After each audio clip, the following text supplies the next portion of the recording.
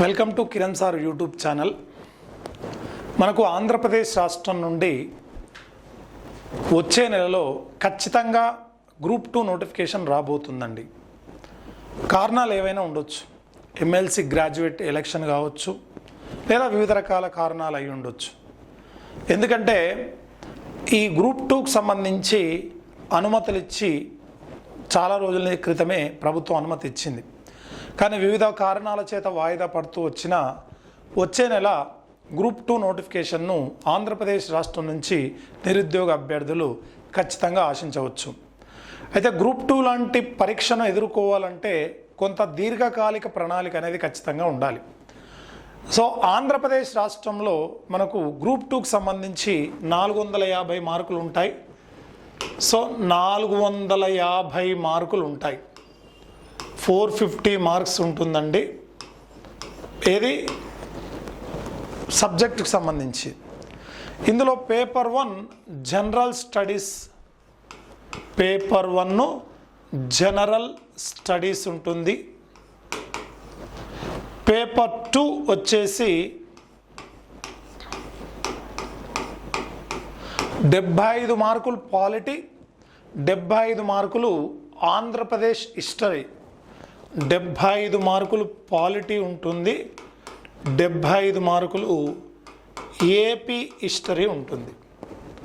తర్వాత పేపర్ 3 వచ్చేసి ఎకానమీ ఉంటుంది. పేపర్ 3 వచ్చేసి ఎకానమీ. ఇందులో ఇండియన్ ఎకానమీ, ఏపీ ఎకానమీ 75 మార్కులు అడుగుతాడు. అవునా? అయితే మనకు స్కోరింగ్ గ్రూప్ 2 లాంటి పరీక్షలో స్కోరింగ్ సబ్జెక్ట్ ఏదంటే పాలిటీ, ఏపీ హిస్టరీ అండి. ఖచ్చితంగా అది చెప్పాల్సింది. ఎందుకంటే జనరల్ స్టడీస్ అనేది అది ఎక్కువ మొత్తంలో ఉంటుంది.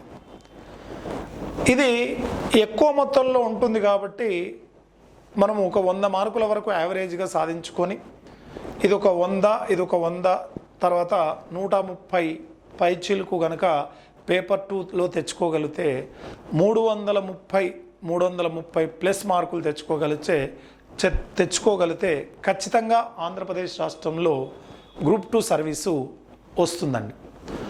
అయితే ఇందులో మనకు పాలిటిక్స్ సంబంధించి సిలబస్ చెప్పమని చాలామంది విద్యార్థులు నన్ను పదే రిక్వెస్ట్ చేస్తున్నారు. ఆంధ్రప్రదేశ్కు సంబంధించి గ్రూప్ 2 సిలబస్లోని పాలిటిక్స్ సంబంధించి సిలబస్ చెప్పండి, అలాగే ఏ బుక్స్ చదవాలి, ఎలా ప్రిపేర్ అవ్వాలనేది చాలామంది విద్యార్థులు పదే చెప్తున్నారు. అయితే మనకు ఆంధ్రప్రదేశ్ గ్రూప్ 2కు సంబంధించి ప్రిలిమ్స్ ఉంటుంది, మెయిన్స్ ఉంటుంది, స్క్రీనింగ్ టెస్ట్ ఉంటుంది, మెయిన్స్ కూడా ఉంటుంది. సో ఫస్ట్ మన పాలిటీ సిలబస్లో ఏమేమి అంశాలు ఉన్నాయో ఒక్కసారి సిలబస్లో ఉన్నటువంటి అంశాలను ఒక్కసారి చూసుకుంటే, సిలబస్లో ఉన్నటువంటి అంశాలని ఒక్కసారి మనము చూద్దాం. రైట్. సో భారత రాజ్యాంగానికి సంబంధించి మన పాలిటీ సిలబస్లో ఫస్ట్ భారత రాజ్యాంగము యొక్క స్వభావము అనేది ఉంది.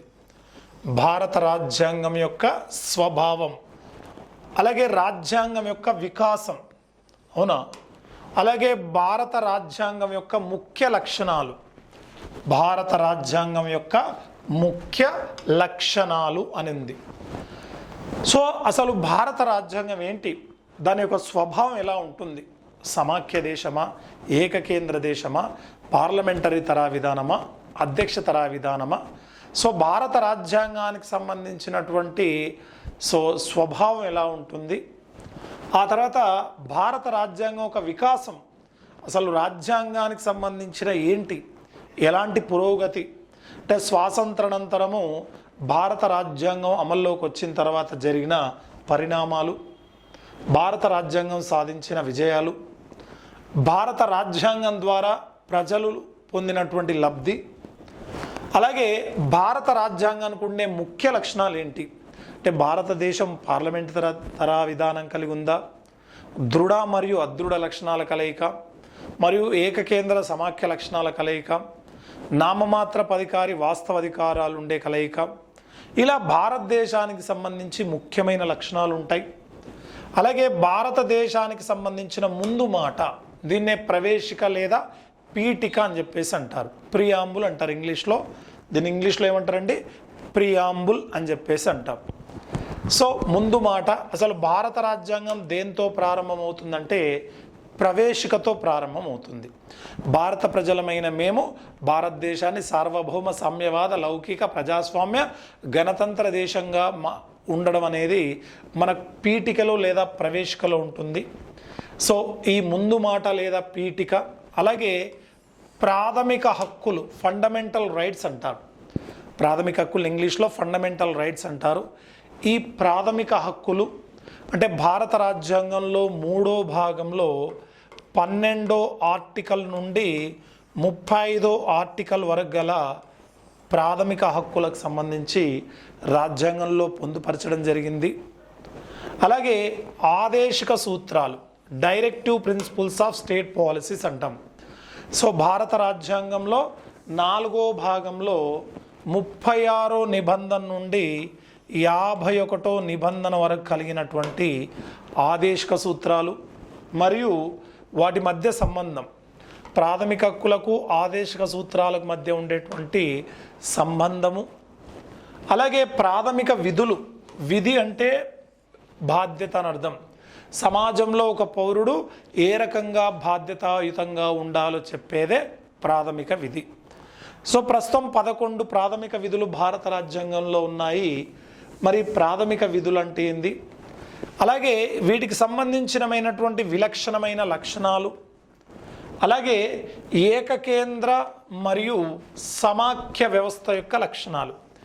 ఏకకేంద్ర వ్యవస్థ లక్షణాలు ఏముంటాయి, సమాఖ్య వ్యవస్థ యొక్క లక్షణాలు ఏముంటాయి అనేది చాలా క్లియర్ కట్గా సిలబస్లో మనకు పెట్టడం జరిగింది. కాబట్టి రాజ్యాంగానికి సంబంధించినటువంటి మౌలిక ప్రారంభ విషయాలన్నీ కూడా మనకు ఈ ముందు వరుసలో అంటే పెట్టడం జరిగింది. అంటే ఈజ్ ఎ నథింగ్ బట్ భారత రాజ్యాంగము చారిత్రక నేపథ్యం అన్నట్టు, ప్రవేశిక అన్నట్టు, ప్రాథమిక హక్కులు అన్నట్టు, ఆదేశ సూత్రాలు, ప్రాథమిక విధులు వరకు మనకి ఈ టాపిక్ వరకు కవర్ చేస్తుంది. దీంతో పాటు సో ఏకకేంద్ర మరియు సమాఖ్య వ్యవస్థ యొక్క లక్షణాలు అన్నాడు కాబట్టి కేంద్రాస సంబంధాలు కూడా మనము ఇందులో భాగంగా చదువుకోవాల్సినటువంటి అవసరం ఉంటుంది. ఆ తర్వాత నెక్స్ట్ భారత ప్రభుత్వ నిర్మాణము మరియు విధులు, శాసనసభ, కార్యనిర్వాహక మరియు న్యాయ వ్యవస్థ యొక్క రకాలు. అవునా? సో భారత ప్రభుత్వం యొక్క నిర్మాణం, మన భారత ప్రభుత్వానికి సంబంధించినటువంటి నిర్మాణం ఎలా ఉంటుంది అంటే మనది పార్లమెంటరీ తరహా విధానం కాబట్టి పార్లమెంటరీ తరహా విధానానికి సంబంధించినటువంటి లక్షణాలు, ఆ తర్వాత ప్రభుత్వంలో ఏమేమి ఉంటాయి. సో రాష్ట్రపతి నుంచి మొదలు పెట్టుకుంటే ఉపరాష్ట్రపతి, రాష్ట్రపతి, ఉపరాష్ట్రపతి, ప్రధానమంత్రి, మంత్రిమండలి, ఆ తర్వాత సో ఈ వ్యవస్థలన్నిటి గురించి కూడా మనం చెప్పుకుంటాం. అలాగే శాసనసభ, అసెంబ్లీ, శాసనసభ, అలాగే కార్యనిర్వాహక మరియు న్యాయ వ్యవస్థ యొక్క రకాలు, ఎగ్జిక్యూటివ్లో ఉండేటువంటి రకాలు, జ్యుడిషియల్లో ఉండేటువంటి రకాలు, అలాగే ఏకసభ్య, ద్విసభ్య, కార్యనిర్వాహక, పార్లమెంటరీ, న్యాయ వ్యవస్థ, న్యాయ సమీక్ష, న్యాయ కార్యకలాపాలు. ఏం లేదండి, ఇది పార్లమెంటుకు సంబంధించినటువంటి వ్యవస్థ, అలాగే సుప్రీంకోర్టుకు సంబంధించినటువంటిది, అలాగే శాసనసభ, శాసన మండలికి సంబంధించినటువంటిది. సో వీటిలో ఉండేటువంటి సంబంధాలు, సో ఏకసభ, ద్విసభ అనేటువంటి లక్షణాలు ఉండేటువంటి దేశాలకు సంబంధించినటువంటి ఆ వ్యవస్థ ఎలా ఉంటుందనేది మనం ఇక్కడ చదువుతాం.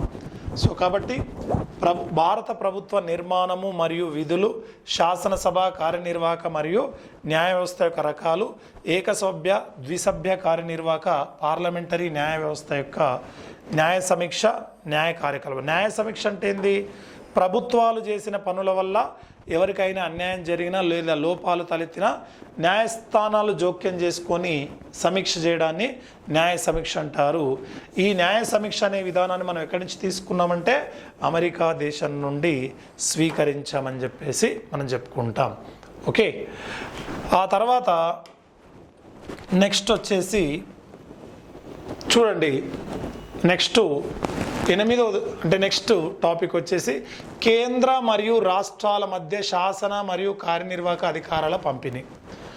కేంద్ర ప్రభుత్వము రాష్ట్రాల మధ్య శాసనపరమైనటువంటి మరియు ఎగ్జిక్యూటివ్ పవర్స్ యొక్క పంపిణీ, కేంద్ర మరియు రాష్ట్రాల మధ్య శాసన పరిపాలన మరియు ఆర్థిక సంబంధాలు, రాజ్యాంగ సంస్థల అధికారాలు మరియు విధులు, UPSC state public service commission, controller and auditor general మరియు ఫైనాన్స్ కమిషన్ అనేది ఉంటుంది. అంటే ఇందులో మనకు మొదటి టాపిక్లో ఏదైతే పెట్టారో ఇంచుమించుగా మనకి ఏంటంటే కేంద్ర రాష్ట్ర సంబంధాలు పూర్తిగా ఇక్కడ నేర్చుకోవాలండి. సెంట్రల్ స్టేట్ రిలేషన్స్ అనేవి అంటే ఇందులో మళ్ళీ శాసన సంబంధాలు, భారత రాజ్యాంగంలో 245 ఆర్టికల్ నుండి 255 ఆర్టికల్ వరకు గల శాసన సంబంధాలు, 256 నుండి 263 వరకు పరిపాలన సంబంధాలు, 264 నుంచి 300 ఆర్టికల్ వరకు ఆర్థిక సంబంధాలు. సో శాసన పరిపాలన ఆర్థిక సంబంధాల మీద సంపూర్ణమైన అవగాహన ఉండాలి, అవునా? సో అలాగే రాజ్యాంగ సంస్థలు, రాజ్యాంగబద్ధ సంస్థ అంటే ఏంది? రాజ్యాంగంలో దాని గురించి చెప్పబడితే అది రాజ్యాంగబద్ధ సంస్థ అవుతుంది లేదా రాజ్యాంగ సంస్థలు అవుతుంది. ఫర్ ఎగ్జాంపుల్ మనం చూస్తే రాజ్యాంగ సంస్థలకు ఎగ్జాంపుల్ చూస్తే మనకు ఫర్ ఎగ్జాంపుల్ చూడండి 76 ఆర్టికల్ ఉంది, అటార్నీ జనరల్. ఇదొక రాజ్యాంగబద్ధ సంస్థ లేదా రాజ్యాంగ సంస్థ అంటారు. అటార్నీ జనరల్ అనేది ఏ రకమైన సంస్థ? రాజ్యాంగ సంస్థ అంటాము. అలాగే 148 ఆర్టికల్ ప్రకారం కాగు, కంట్రోలర్ అండ్ ఆడిటర్ జనరల్, ఇదొక రాజ్యాంగ సంస్థ. 155 ఆర్టికల్ గవర్నర్, ఇదొక రాజ్యాంగ సంస్థ. అలాగే 315 నుండి 23 వరకు యూపీఎస్సీ ఉంటుంది, ఇదొక రాజ్యాంగ సంస్థ, యూనియన్ పబ్లిక్ సర్వీస్ కమిషన్. అలాగే 263 ప్రకారము అంతర్రాష్ట్ర మండలి ఉంటుంది, ఇదొక రాజ్యాంగబద్ధ సంస్థ. 280 ఆర్థిక సంఘము, సెంట్రల్ ఫైనాన్స్ కమిషన్ అనేది ఉంటుంది, ఇదొక రాజ్యాంగబద్ధ సంస్థ. రాజ్యాంగబద్ధ సంస్థ అంటే రాజ్యాంగంలో దాని గురించి చెప్పబడితే అది రాజ్యాంగబద్ధ సంస్థ అవుతుంది. అలాంటి రాజ్యాంగ సంస్థలు వాటి అధికారాలు చాలా కూలంకుషంగా నేర్చుకోవాలి, అవునా? యూపీఎస్సీ గురించి, తర్వాత స్టేట్ పబ్లిక్ సర్వీస్ కమిషన్ గురించి. యూనియన్ పబ్లిక్ సర్వీస్ కమిషన్ ఇది దేశానికి సంబంధించింది, స్టేట్ పబ్లిక్ సర్వీస్ కమిషన్ అనేది రాష్ట్రానికి సంబంధించింది. అలాగే controller and auditor general CAG, భారత రాజ్యాంగంలోని నిబంధన ఆర్టికల్ 148 నుంచి 151 వరకు కాగ్ గురించి చెప్తుంది. ఈ కంట్రోలర్ అండ్ ఆడిటర్ జనరల్ గురించి మనం నేర్చుకోవాలి. అలాగే ఆర్థిక సంఘం, ఫైనాన్స్ కమిషన్ అన్నాడు. భారత రాజ్యాంగంలో పేర్కొన్న 280 ఆర్టికల్ ప్రకారము ఫైనాన్స్ కమిషన్ ఆర్థిక సంఘం అనేది ఉంటుంది. ఈ ఆర్థిక సంఘంలో ఒక చైర్మన్, 4 ఇతర సభ్యులు ఉంటారు. వీరిని రాష్ట్రపతి నియమిస్తాడు. సో కాబట్టి ఆర్థిక సంఘం యొక్క అధికారాలు, విధులు, బాధ్యతలు, ఆర్థిక సంఘం యొక్క నిర్మాణం, వీటన్నిటి గురించి మనము చాలా కూలంకుషంగా నేర్చుకోవాలి. కాబట్టి సో మనకు కేంద్ర మరియు రాష్ట్రాల మధ్య శాసన పరిపాలన, కార్యనిర్వహణ, ఆర్థిక సంబంధాలు, అలాగే రాజ్యాంగ సంస్థల అధికారాలు మరియు విధులు, UPSC state public service commission, controller and auditor general మరియు ఫైనాన్స్ కమిషన్ అనేది సిలబస్లో పెట్టడం జరిగింది. తర్వాత కేంద్ర రాష్ట్ర సంబంధాలు సంస్కరణల అవసరము, రాజమున్నార్ కమిటీ. చూడండి, రాజమున్నార్ కమిటీ కేంద్ర రాష్ట్ర సంబంధాలపైన నియమించిన కమిటీ. ఏ రాష్ట్రం ఇది? తమిళనాడు ప్రభుత్వం. 1969లో రాజమున్నార్ అనే కమిటీని నియమించిందండి. ఈ రాజమున్నార్ కమిటీ చేసినటువంటి సిఫార్సులు, రాజమున్నార్ కమిటీకి సంబంధించినటువంటి విధానాలు, అలాగే కేంద్ర రాష్ట్ర సంబంధాలపైన ఇందిరాగాంధీ ప్రభుత్వము సర్కార్య కమిషన్ నియమించిందండి. ఏ కమిషన్? 1983 సంవత్సరంలో కేంద్ర రాష్ట్ర సంబంధాలను పరిశీలించడానికి జస్టిస్ సర్కార్య కమిషన్ను నియమించింది. అలాగే మదన్ మోహన్ పూంచి కమిషన్ 2007లో మన్మోహన్ సింగ్ ప్రభుత్వం, అప్పటి యూపీఏ ప్రభుత్వము కేంద్ర రాష్ట్ర సంబంధాలను పరిశీలించడానికి పూంచీ కమిషన్ను, అలాగే భారతీయ కేంద్రీయ మరియు సమాఖ్య రాజ్యాంగ లక్షణాలు, అంటే ఏకకేంద్ర లక్షణాలు, సమాఖ్య లక్షణాలు, ఇవన్నిటి గురించి కూడా చాలా కూలంకుషంగా నేర్చుకోవాల్సిన అవసరం ఉంది. మొత్తం మీద మనకు ఇండియన్ పాలిటీలో ఆంధ్రప్రదేశ్ రాష్ట్రానికి సంబంధించి కేంద్ర రాష్ట్ర సంబంధాలు అనేది పెద్దపీట వేయడం జరిగిందండి. అయితే మిగతా విషయాలు ఒక అవలోహనం అన్నాడు కాబట్టి ప్రతి విషయం చదవాల్సిందే. కామన్ పాలిటీ సిలబస్లో ఉండే ప్రతి టాపిక్ మనం చదవాలి. ఎందుకంటే అవలోహనము అనే పదాన్ని over view of the Indian constitution అన్నాడు కాబట్టి ఖచ్చితంగా పాలిటీలో ఉండే ప్రతి టాపిక్ మీద దృష్టి పెట్టాల్సిందే. అయితే కేంద్ర రాష్ట్ర సంబంధాల మీద ప్రత్యేక ఫోకస్ పెట్టిండు కాబట్టి కొద్దిగా కేంద్ర రాష్ట్ర సంబంధాలని డీటెయిల్గా ఆంధ్రప్రదేశ్ రాష్ట్ర అభ్యర్థులు చదవాల్సినటువంటి అవసరం ఉంటుంది. ఆ తర్వాత నెక్స్ట్ వచ్చేసి మనకు రాజ్యాంగ సవరణ ప్రక్రియ, కాన్స్టిట్యూషన్ అమెండ్మెంట్. అవునా, భారత రాజ్యాంగంలో 368వ ఆర్టికల్ ప్రకారము భారత రాజ్యాంగాన్ని 3 రకాలుగా సవరిస్తారు. సాధారణ మెజారిటీతో, ఏకపక్ష ప్రత్యేక మెజారిటీతో, ద్విపక్ష ప్రత్యేక మెజారిటీతో 3 రకాలుగా సవరిస్తారు. ఆ సవరణ ప్రక్రియ గురించి, అలాగే కేంద్రీకరణ వర్సెస్ వికేంద్రీకరణ, సెంట్రలైజేషన్ డీసెంట్రలైజేషన్, అంటే కేంద్రీకృతం అంటే అధికారాలన్నీ ఒకే దగ్గర ఉండడము, వికేంద్రీకృతం అంటే అధికారాలన్నీ వికేంద్రీకృతం కింది వరకు పంచబడము. సో కేంద్రీకరణ వర్సెస్ వికేంద్రీకరణ, అలాగే సమాజ అభివృద్ధి కార్యక్రమాలు, సిడిపి లాంటి కార్యక్రమాలు, కమ్యూనిటీ డెవలప్మెంట్ ప్రోగ్రామ్. మన దేశంలో 1952 అక్టోబర్ 2 నాడు చేసిన కమ్యూనిటీ డెవలప్మెంట్ ప్రోగ్రామ్ సిడిపి పథకము. అలాగే బలవంతరాయ్ మెహతా కమిటీ, భారతదేశంలో మొట్టమొదటిసారిగా ప్రజాస్వామ్య వికేంద్రీకరణ పైన 1957 జనవరి 16 నాడు బలవంతరాయ్ మెహతా కమిటీ నియమించారు. సో ఎందుకు ఇది పెట్టారంటే ప్రస్తుత పంచాయతీరాజ్ విధానానికి మూలమైన కమిటీ బలవంతరాయ్ మెహతా కమిటీ. ఈ బలవంతరాయ్ మెహతా కమిటీ 3 అంచెల పంచాయతీరాజ్ విధానాన్ని సూచించింది. ఈ బలవంతరాయ్ మెహతా కమిటీ సూచించిన 3 అంచెల విధానం ప్రకారమే మన భారతదేశంలో మొట్టమొదటిసారిగా 1959 అక్టోబర్ 2 నాడు పంచాయతీరాజ్ విధానాన్ని రాజస్థాన్లోని నాగోర్ జిల్లాలో సికార్ అనే ప్రాంతంలో ప్రవేశపెట్టారు. కాబట్టి బలవంతరాయ్ మెహతా కమిటీ వాటి యొక్క సిఫార్సులు, అలాగే జనతా ప్రభుత్వం అధికారంలోకి వచ్చిన తర్వాత కేంద్రంలో అశోక్ మెహతా కమిటీని మొరార్జీ దేశాయ్ ప్రభుత్వం నియమించింది.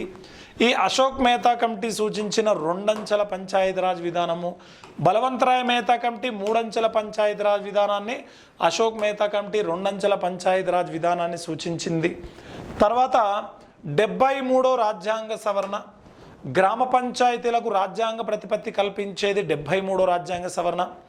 పివి నరసింహారావు కాలంలో 1992లో 73వ రాజ్యాంగ సవరణ ద్వారా గ్రామ పంచాయతీలకు రాజ్యాంగ ప్రతిపత్తి కల్పిస్తూ 29 అధికారాలను గ్రామ పంచాయతీలకు ఇవ్వడం జరిగింది.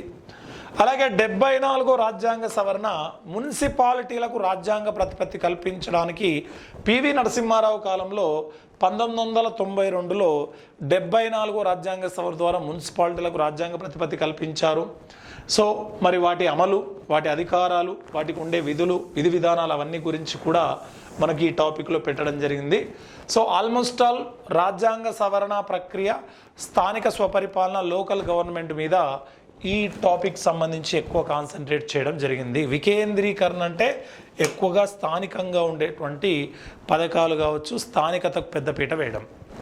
తర్వాత నెక్స్ట్ వచ్చేసి భారత రాజకీయ పార్టీలు, పొలిటికల్ పార్టీలు. అంటే మన దేశంలో ఉండేటువంటి బహుళ పార్టీ విధానం ఏదైతుందో అందులో జాతీయ పార్టీలు, ప్రాంతీయ పార్టీలు. అవునా, ఇప్పుడు మన దేశంలో 8 జాతీయ పార్టీలు ఉన్నాయి. కాంగ్రెస్, బీజేపీ, సిపిఐ, సిపిఎం, ఆ తర్వాత ఎన్సిపి, బిఎస్పి, తృణమూల్ కాంగ్రెస్, అలాగే ఎన్పిపి, నేషనల్ పీపుల్స్ పార్టీ అని. అలాగే ఈ మధ్య కాలంలో ఎలక్షన్ కమిషన్ ప్రకటించిన దాని ప్రకారం 57 ప్రాంతీయ పార్టీలు ఉన్నాయి. మన దేశంలో ప్రస్తుతం 57 ప్రాంతీయ పార్టీలు, 8 జాతీయ పార్టీలు ఉన్నాయి. మన జాతీయ పార్టీ అంటే ఏంది, ప్రాంతీయ పార్టీ అంటే ఏంది, వాటి గుర్తులు ఎలా కేటాయిస్తారు, అలాగే ఏక పార్టీ వ్యవస్థ, ద్విపార్టీ వ్యవస్థ, అనేక పార్టీ వ్యవస్థలు, ప్రాంతీయ మరియు ఉప ప్రాంతీయ కొత్త రాష్ట్రాల డిమాండు. చూడండి, ఆంధ్రప్రదేశ్ నుంచి తెలంగాణ రాష్ట్రం 2014లో విడిపోయిన సందర్భంగా మనకు ప్రత్యేక టాపిక్ ఏం పెట్టాడు? కొత్త రాష్ట్రాల డిమాండు. ఏ రాష్ట్రం నుంచి ఏ ప్రత్యేక డిమాండు. ఇటీవల ఫర్ ఎగ్జాంపుల్ ఏపీ గ్రూప్ 4లో కొసల్ అనే డిమాండ్ ఏ రాష్ట్రానికి చెందింది అన్నాడు. సో ఒరిస్సా రాష్ట్రానికి చెందింది అని అడిగాడు. అవునా? అఫ్ కోర్స్ బీహార్, జార్ఖండ్లో కూడా కొసల్ అనే డిమాండ్ ఉంది. కానీ పర్టికులర్గా ఈ ప్రత్యేక రాష్ట్రాల డిమాండ్ ఏముంది? అలాగే శ్రీకృష్ణ కమిటీ ఆంధ్రప్రదేశ్ పరిస్థితులపైన, ఉమ్మడి ఆంధ్రప్రదేశ్ ఉన్నప్పుడు వాటి పరిస్థితులపైన అధ్యయనం చేయడానికి శ్రీకృష్ణ కమిటీని ఏర్పాటు చేశారు. అలాగే జాతీయ సమైక్యత, భారతీయ ఐక్యతకు ఉన్న లోపాలు, జాతీయ సమైక్యత, భారతీయ ఐక్యతకు ఉన్నటువంటి లోపాలు ఏంటి, వీటన్నిటికి సంబంధించి మనకు సిలబస్లో పెట్టడం జరిగిందండి. సో ఈ సిలబస్కి సంబంధించి ఆ టాపిక్లో పొందుపరిచారు. తర్వాత భారతదేశంలో సంక్షేమ యంత్రాంగం అంటే షెడ్యూల్డ్ కులాల వారు, ఎస్సీలకు సంబంధించి షెడ్యూల్డ్ తెగలు, అలాగే మైనార్టీల కేటాయింపులు, ఎస్సీలు, ఎస్టీలు మరియు వెనుకబడిన తరగతులకు రిజర్వేషన్లు, ఎస్సీ ఎస్టీ దురాగతాల నివారణ చట్టం అంటే ఎస్సీ ఎస్టీ అట్రాసిటీ చట్టం అన్నట్టు.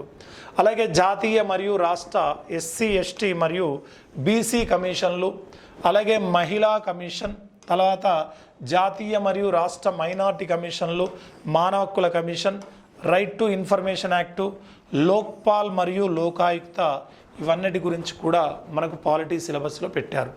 అంటే ఈజ్ ఏ నథింగ్ బట్ సంక్షేమ యంత్రాంగం టాపిక్ అన్ని పెట్టారండి.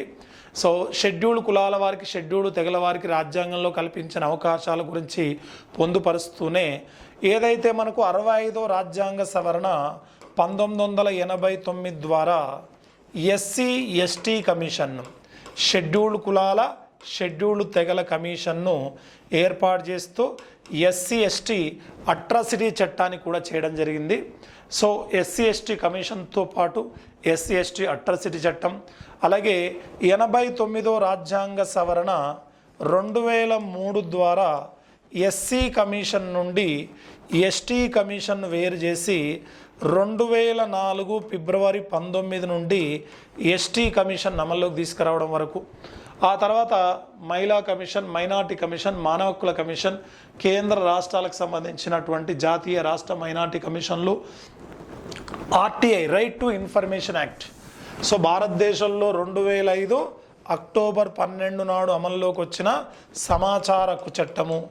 అలాగే లోక్పాల్ అంటే దేశానికి సంబంధించింది, లోకాయుక్త అంటే రాష్ట్రానికి సంబంధించిందండి. దేశంలో ఎవరైనా అవినీతి అక్రమాలకు పాల్పడే వారిని, ఏ వ్యక్తినైనా విచారించే అధికారం కలిగి ఉండేది లోక్పాల్.